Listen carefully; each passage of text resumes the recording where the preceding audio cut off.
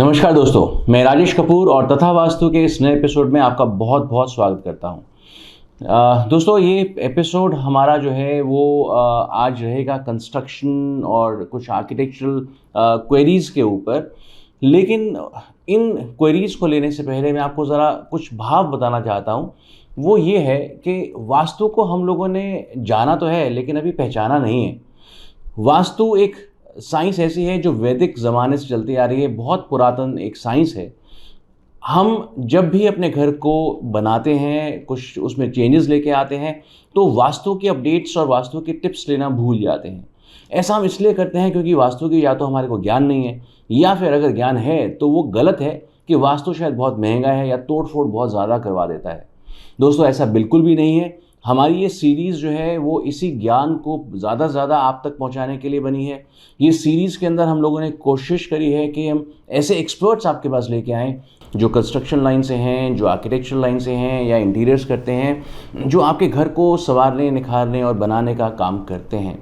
हमारे साथ मौजूद रहेंगे ये एक्सपर्ट्स अपने क्वेश्चंस के साथ में, और उनको आंसर देने के लिए हमारे साथ मौजूद रहेंगे आचार्य डॉक्टर विवेक पंचतत्वा, जो कि बहुत ही जाना माना नाम है वास्तु के अंदर। और आज हम उनके साथ में डिस्कशन करने वाले हैं कि एस्ट्रोलॉजी और वास्तु का क्या संबंध है। लेकिन उससे पहले आइए उनसे भेंट कर लें। नमस्कार आचार्य जी। प्रणाम जी।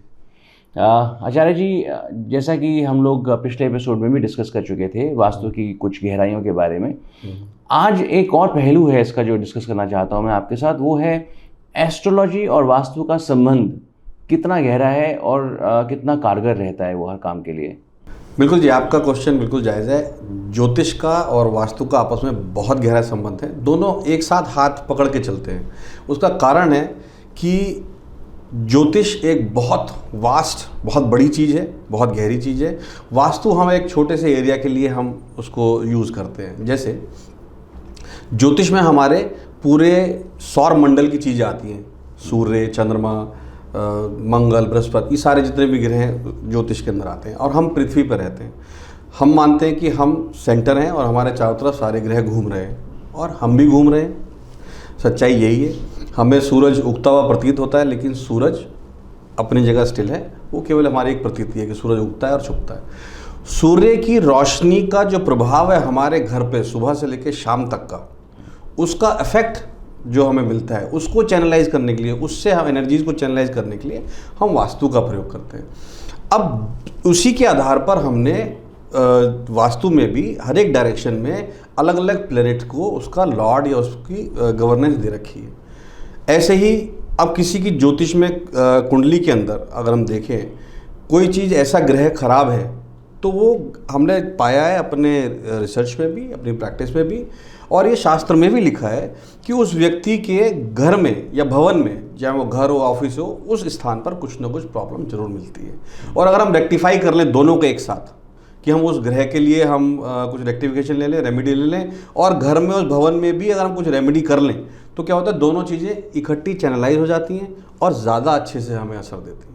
आचार्य जी, इसके अंदर एक प्रश्न जुड़ जाता है आकर कि अगर किसी प्रॉपर्टी पे घर है, मान लीजिए घर के अंदर कुछ इस तरह की नेगेटिविटीज़ हैं कि बीमारी आती है, जाती ही नहीं, या सभी एक एक करके बीमार होते रहते हैं, तो इसके अंदर वास्तु का कितना रोल है और यहाँ एस्ट्रोलॉजी हमारे को कैसे हेल्प करती है? जी, हमारे साथ देखिए जो भी घटनाएं हो रही हैं उनका पूरा सीधा संबंध हमारे जन्म से है। हम जन्म समय में जिस भी ग्रह के इन्फ्लुएंस में पैदा होते हैं उनका असर हमारे पर लाइफ टाइम रहता है। जैसे जैसे हमारा डिवाइन टाइम चेंज होता है, हमारा दशाएं चेंज होती हैं, हमारे पास वो इफेक्ट्स आने शुरू हो जाते हैं, जो कि हमारे पास उस कुंडली की गणना से हमने कैलकुलेट कर रखे। अब उसी के हिसाब से मान लीजिए मैं एक ऐसे घर में रहता हूँ जहाँ पर ऑलरेडी चैनलाइज नहीं है एनर्जी, जहाँ पर ऑलरेडी नेगेटिविटी है, और साथ में मेरी दशा भी ज़्यादा ख़राब है, तो मुझे परेशानी ज़्यादा महसूस होगी। इसको आप ऐसा समझ सकते हैं कि एक व्यक्ति गाड़ी चला रहा है और उसने सीट बेल्ट नहीं लगा रखी जी, तो अगर भगवान न करे उसका एक्सीडेंट होगा तो चोट ज़्यादा लगेगी। और उस पर से अगर उसने ड्रिंक भी कर रखी है, नशा भी कर रखा है, तो चोट और ज़्यादा लग सकती है जी। अच्छा, ऐसी इसको कंडीशन को इसको ऐसा मान लें कि उसने बिल्कुल ठीक ठाक है, बिल्कुल सीट बेल्ट लगा के चल रहा है, क्योंकि एक्सीडेंट इज समथिंग जिस पर किसी का कोई जोर नहीं है। आप तो ठीक चल रहे हो पर सामने वाला आके आपको टक्कर मार सकता है। आपने अगर अपने आप को सेफ्टी से रखा हुआ है, सिक्योर रखा हुआ है, तो आपके पास इम्पैक्ट कम आएगा। तो क्या है कि दशा और समय के हिसाब से परेशानी आती जाती रहती है, लेकिन उसका इम्पैक्ट कितना ज़्यादा आ रहा है वो उस पर निर्भर करता है कि मैं रह कहाँ हूँ। आचार्य जी, ये तो आपने बहुत खूबी से समझा दिया, लेकिन फिर भी दर्शकों को और क्लैरिटी देने के लिए एक प्रश्न और आ रहा है मेरे मन में कि मान लीजिए किसी की कुंडली के हिसाब से तो उसका अभी व्यवसाय के अंदर लॉस लिखा हुआ है, और वास्तु जो है अगर उसने करा लिया है तो उस लॉस का इतना प्रभाव उस पर नहीं पड़ रहा है।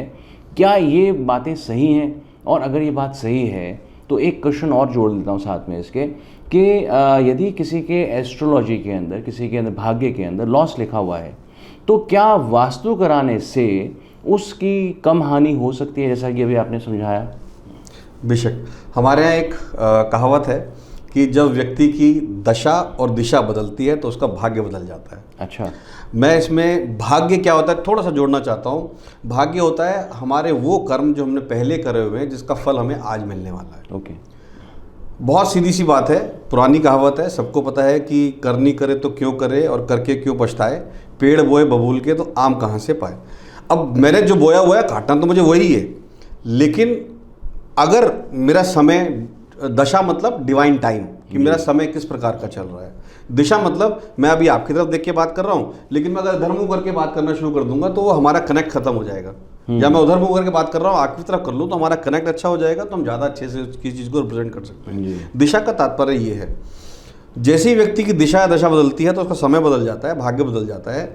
अब फॉर एन एग्जाम्पल, जैसे आपने बोला कि जी किसी के भाग्य में या किसी की कुंडली में लिखा हुआ है कि जी नुकसान होना है, लेकिन अब वो ऐसी दिशा में है जहाँ पर नुकसान होने के कम चांसेस, या उसने अपना वास्तु करा रखा है, दिशा का तात्पर्य ये है, और वहाँ पर उसकी एनर्जी बिल्कुल चैनलाइज है, तो उसको इम्पैक्ट आएगा, पर उतना नहीं जितना अगर कोई नॉन वास्तु वाला है उसको आएगा। तो आचार्य जी, जैसे आपने अभी समझाया दशा और दिशा के विषय में, जो आपने बताई बात बहुत ही सटीक बात थी वो अगर मान लीजिए इसमें जहन में एक और क्वेश्चन आता है इससे कि एक दुकान है, से ज्वेलरी की दुकान है, और सेठ साहब जो हैं वो लगातार नुकसान महसूस करते जा रहे हैं, साथ ही में कोई और दुकान खुल गई ज़्यादा बड़ी तो ग्राहक वहाँ जाना शुरू हो चुका है, और काम में भी नुकसान हुआ किसी तरीके से, सामान आना जाने के अंदर ही। तो ये अगर अपनी सीट को हल्का सा बदल लें, या दिशा, जैसे आपने कहा दिशा हल्की सी बदल लें, क्या उससे भी कुछ बेनिफिट मिलेगा? बेशक, बिल्कुल। देखिए, यूँ तो कई सारी चीज़ें होती हैं देखने की, है ना, कि खाली सीट बदलने से ही एकदम पूरा फर्क नहीं पड़ जाएगा जी। उसमें देखना होगा कि उनकी एंट्रेंस किस तरफ से है, या उन्होंने अपना मटेरियल कहाँ पर रखा हुआ है, कहाँ पर उनकी तिजोरी रखी हुई है, कहाँ पर उनका कैश काउंटर है, कई सारी चीज़ें उसमें देखने की होती है। कहाँ पर उन्होंने कई बार शॉप में ना जैसे छोटी सी एक पेंट्री सी बना लेते हैं, उन्होंने कहाँ पर बना रखी है। मैं यहाँ पे रोकना चाहूँगा आचार्य जी कि जो दुकान कुछ साल पहले तक इसी व्यवस्था के अंदर उनको लाभ दे रही थी, आज अचानक ही उसमें नुकसान होना शुरू हो गया। बिल्कुल, मैं बताया ना, देखिए ये आता है दशा से, समय, है ना, कि जब समय खराब आता है तो ऑब्वियसली चलती हुई चीज़ भी खराब हो जाती है, नुकसान हो जाता है। लेकिन नुकसान उसको ही ज़्यादा होता है कि जिसने अपना अरेंजमेंट नहीं कर रखा है। जिसने अरेंजमेंट कर रखा है उसको नुकसान उतना नहीं होता है। अब मैं वही बता रहा था कि कई सारी चीज़ें इसमें देखने की हैं। हाँ बिल्कुल, अगर जो दुकान के मालिक गलत दिशा में बैठे हुए हैं, गलत स्थान में बैठे हुए हैं, गलत दिशा की तरफ फेस करके बैठे हुए हैं, तो उसका इम्पैक्ट आ रहा होगा, और जैसे ही वो उसको चेंज करेंगे उसको उस पर्टिकुलर चीज़ की नेगेटिविटी खत्म होकर पॉजिटिविटी मिलनी शुरू हो जाएगी। हालांकि और भी कई सारी चीज़ें उसमें देखने की हैं जिनसे नेगेटिविटी कई बार एमिट हो रही होती है, तो उसको कैसे हम रेमेडी से ठीक कर सकते हैं। चलिए, ये तो बात हो गई कि हमें ये अपने दिमाग से काम नहीं करना होता है इसके अंदर। ये एक साइंस है, विज्ञान है, और एक्सपर्ट्स ही आएँ और इसको चीज़ को समझाएं, यही बात बन के निकल के आती है सामने। तो दोस्तों, समय हो चला है एक एक्सपर्ट को आपसे मिलवाने का। हमने वायदा किया था कि आपको हम एक आर्किटेक्ट से मिलवाएंगे, और हम लोग एक ऐसी प्रोफाइल लेके आए हैं जो दिल्ली NCR के अंदर बहुत ही विख्यात है। पहले उनके बारे में हम जानते हैं एक छोटे से AV के द्वारा। आइए।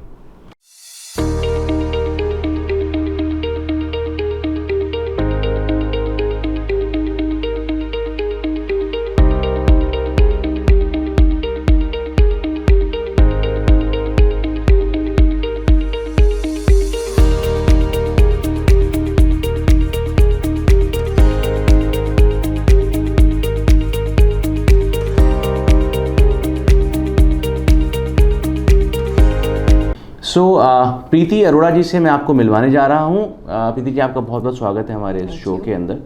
और आप एक मशहूर आर्किटेक्ट हैं और दिल्ली एनसीआर के अंदर काम करती हैं। आई एम श्योर वास्तु की आपको समय समय पर ज़रूरत पड़ती रहती होगी। क्या मैं ठीक हूँ? बिल्कुल ठीक कह रहे हैं जी।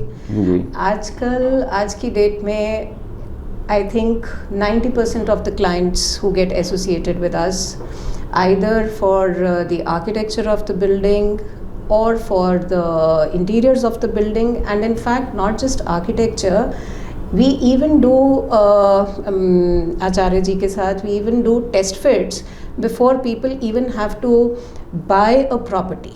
Okay. So Vastu architecture, to call it in fact, to be more specific with the terminology, it's Astro Vastu architecture. The complete terminology is this. So Astro Vastu architecture is actually practiced, and we are very fortunate enough that clients nowadays are approaching us along with a real estate consultant right at the time of selection of the property. Say in the same township, if they've selected 7 to 8 apartments that they've shortlisted, so we visit those apartments and we see that because orientation एक housing में change होती जा रही है। अगर एक tower में हमारा लेआउट सेम है, but as the tower within the same tower if there are 4 apartments on 1 floor, the orientation is changing. So one is that we are helping at that stage itself. Which is the best stage, I would say, because nowadays in Delhi NCR there are very few lucky ones who are getting to build their building from the foundation level. I mean, kitno ke paas utne funds hain, most of them are going for built-in properties. Second comes the architecture level, agar jad se ban raha hai. Third comes the interior level की बनी बनाई building ली है, अब जो है जैसे है जहाँ है वहीं है, अभी क्या करें. सो इधर मैं एक बात ये बताना चाहूँगी एज एन आर्किटेक्ट, और आजकल गूगल तो सबको ज्ञान देने के लिए है ही, तो हमको कॉलेज में पढ़ाया जाता है, जो हम लोग अब फील्ड में प्रैक्टिस करते हैं, that is only vastu architecture. But this Vastu architecture, I would say, practicing it in solitude is misleading. Why? Because we are following a few generic principles. For example, Southwest should not be this. I mean, it's you type on Google these keywords and we have a list of directory, that Southwest should not be this, should not be this, should not be this. हमने बड़े आसानी से clients feel very satisfied, जी ये हुआ और ये हो गया, fine. But do they really get a result by doing that? I would say no. And in fact, I would say that this is not correct, morally correct on the part of an architect as well. Here comes where we have Acharya ji with us, and to work as a team for the guidance, for the complete guidance, I would say, guidance which is specific to the end user. अब वहाँ पर Southwest is not good for, there are innumerable things which it is not good for or it is good for, but specific to somebody, I think we play a role. आचार्य जी के पास इसका समाधान लेने चलेंगे. मैं दोस्तों को समझा दूं अपने कि जो हम लोग कुछ ऐसा ज्ञान है जो कि गूगल पे बहुत उपलब्ध रहता है, और उस ज्ञान को लेकर हम लोग कई दफ़ा सेटिस्फाइड हो जाते हैं कि हमने गूगल को कंसल्ट कर लिया तो हमारा ये दिशा ऐसे ही होना चाहिए, तो हमारी दशा भी बदल जाएगी.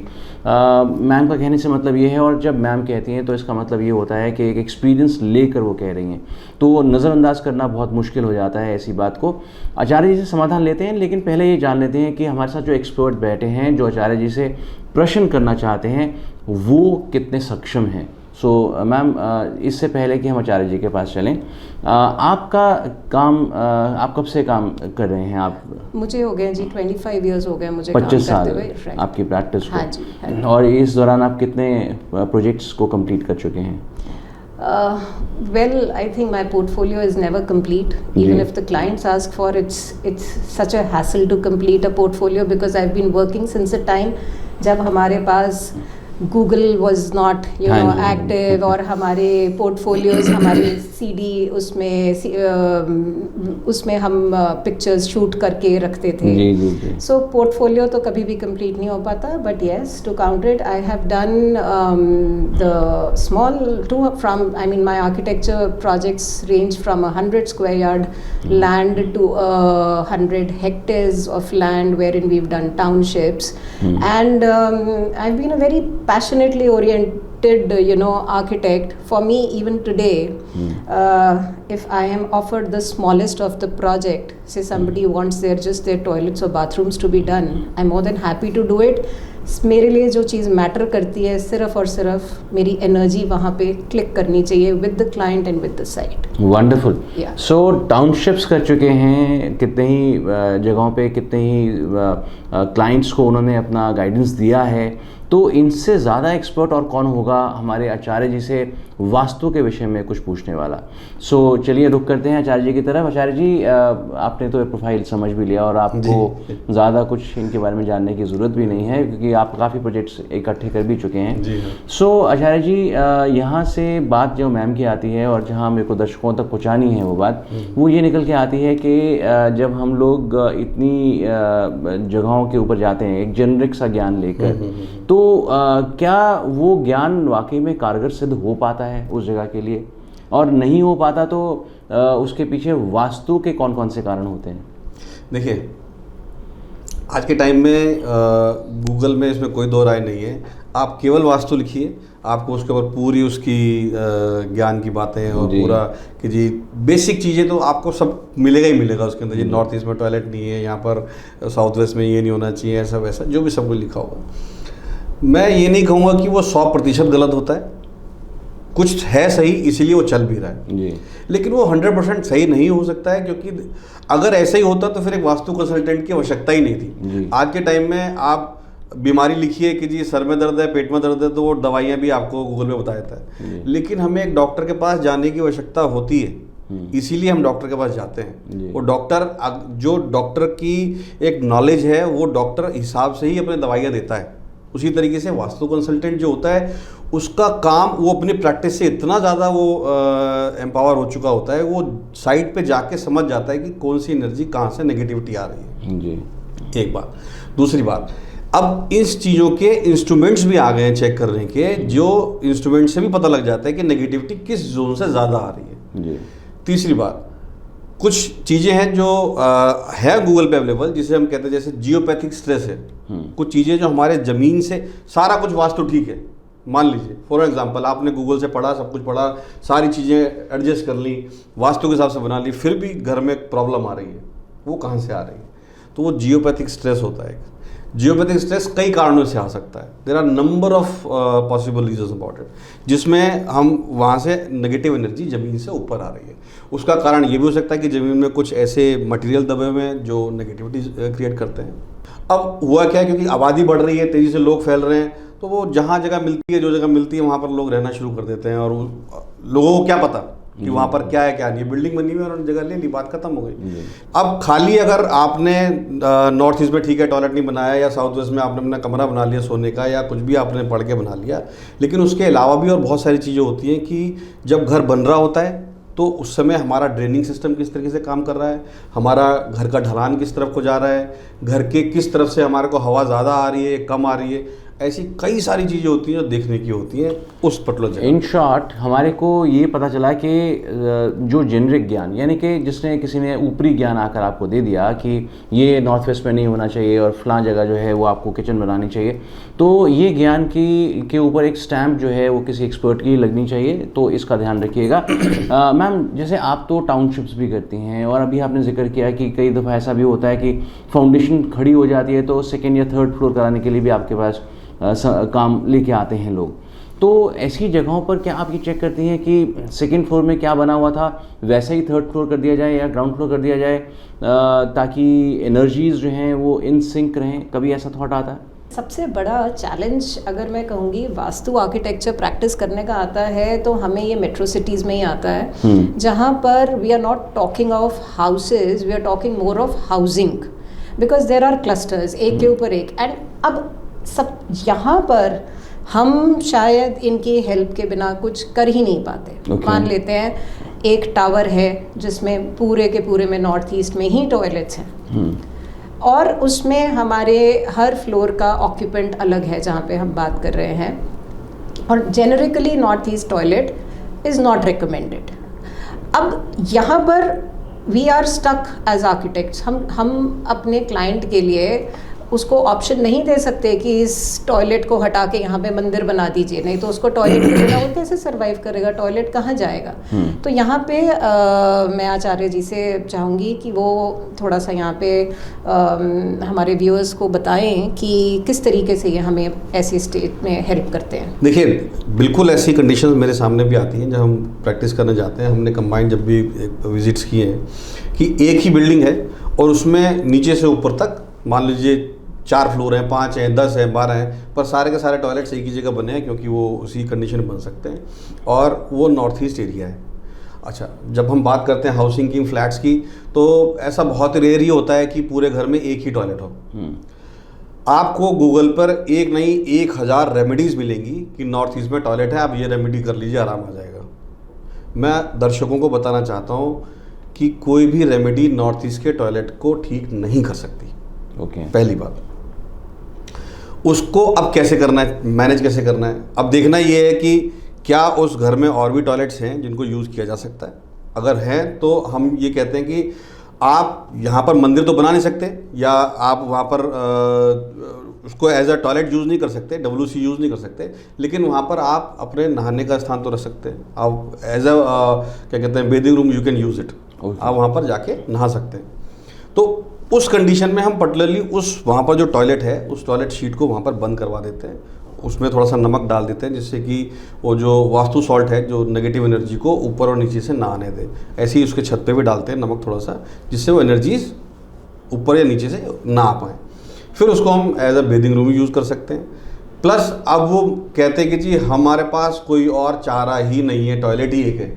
फिर कुछ चीज़ें ऐसी हैं, देखिए यहाँ पर अब एस्ट्रो की यूज़ भी हम करते हैं। इसके अंदर हम देख लेते हैं कि भाई ऐसा तो है नहीं कि मान लीजिए किसी ने आज घर खरीदा है तो वो और 6 महीने में, साल में दोबारा घर खरीद कर चेंज करने जाएगा, क्योंकि घर खरीदना या चेंज करना, या मैं कह रहा हूँ रेंट पे भी वो इतना आसान काम नहीं रह गया आज के टाइम। वो बड़ा एक प्रोजेक्ट होता है। तो ये देख लिया जाता है कि जी कितना ये पोटेंशियल है सामने वाले व्यक्ति में इस नेगेटिव एनर्जी को बीइंग एस्ट्रोलॉजिकली उसको झेलने के लिए, कितनी ताकत है उसके पास। अगर तो है तो हम रिकमेंड करते हैं कि भाई कुछ चीज़ें ऐसी कर लीजिए, यहाँ से नेगेटिविटी आ रही है पर कहीं बाकी और चीज़ों को हम चैनल कर लें तो कुछ पॉजिटिविटी को जनरेट किया जा सके। एक यंत्र बनता है जिसे हम वास्तु यंत्र कहते हैं, जो कि नेगेटिविटी अपने पास एब्जॉर्ब कर लेता है, पॉजिटिविटी जनरेट नहीं करता है। तो उस किस्म का एक यंत्र वहाँ के बना के लगा दिया जाता है। लेकिन मैं फिर कह रहा हूँ वो केवल एक टाइम बीइंग सपोर्ट की तरीके से है। उससे आप ये मान लो कि जी रेमेडी हो गई और बिल्कुल सब कुछ अच्छा हो जाएगा, ऐसा नहीं है। ये निर्भर करता है कि सामने वाले की एस्ट्रोलॉजिकली कितनी पावर है, कितनी वो नेगेटिविटी को अपने पास एज ए इम्पैक्ट वो झेल सकता है, उसका कितना इम्पैक्ट झेल सकता है, उसकी कितनी पावर। एक चलते चलते आखिर में क्वेश्चन मेरे जहन में आ रहा है, वो मैम से लेना ज़रूरी है। वो मैम आपने टाउनशिप्स भी डेवलप करे हैं, करेक्ट। तो आपने एक हाउस को भी डेवलप किया है, आपने हाउसिंग्स भी डेवलप करी हैं। अब ये तीनों टर्म्स में बहुत अंतर आ जाता है जब हम उसको आर्किटेक्चरल पॉइंट ऑफ व्यू से समझने की कोशिश करते हैं। अब जब हम टाउनशिप को डेवलप कर रहे होते हैं, डिज़ाइन कर रहे होते हैं, तो उसमें सिर्फ न केवल घर ही देखा जाता है बल्कि ये भी देखा जाता है कौन सी सड़क का कैसा मोड होना चाहिए, उस मोड के ऊपर ऐसा क्या होना चाहिए जो कि सोसाइटी को भी एक खुशनुमा बना दे और वहाँ रहने लायक जगह बने, और साथ ही में वो सोसाइटी जो है वो एक अच्छी आबादी को सपोर्ट करने लायक बने। Correct. So when it comes to we call it, आप जेनरिक लीजिए जैसे कैंपस डेवलपमेंट, राइट। अब इस कैंपस में जब हम इसकी डेवलपमेंट स्टार्ट करते हैं, इस कैंपस में एक इलेक्ट्रिकल सबस्टेशन भी आएगा। तो पहले तो नेसेसिटी से स्टार्ट होगा ना, बिजली कहाँ से आएगी, एक इलेक्ट्रिकल सबस्टेशन आएगा या ट्रांसफार्मर आएगा, कुछ तो आएगा। देन आपका पंप हाउस आएगा जहाँ पे आपका पानी का अरेंजमेंट होगा, कुछ बोरवेल्स बनेंगे। पहले तो ये बेसिक नेसेसिटीज़, रोड नेटवर्क जो हमारा फिज़िकल लेआउट है वो तो बाद में आएगा। सो सबसे पहले बहुत ही फॉर्चुनेट होता है कि इनकी पोजीशनिंग हम एज़ पर वास्तु डालें, बाकी की चीज़ें खुद ब खुद सेट होने बैठ जाएंगी। दोस्तों, वास्तु एक बहुत ही पुरातन एक विज्ञान है और हमने उसको बस अभी अभी कुछ साल पहले ही छोड़ा है। फिर से अपने जीवन में ढालने का अब समय आ चुका है। वास्तु के बिना यदि आपने अपनी प्रॉपर्टी को डिज़ाइन करवाया है तो कहीं ना कहीं आपको एक राय लेनी बनती है। जुड़े रहिए हमारे साथ। तथा वास्तु के अंदर हम बहुत से और ऐसे एक्सपर्ट्स को लेके आने वाले हैं जो इसी प्रकार का ज्ञान आपसे शेयर करने वाले हैं। तो जुड़े रहिए। धन्यवाद।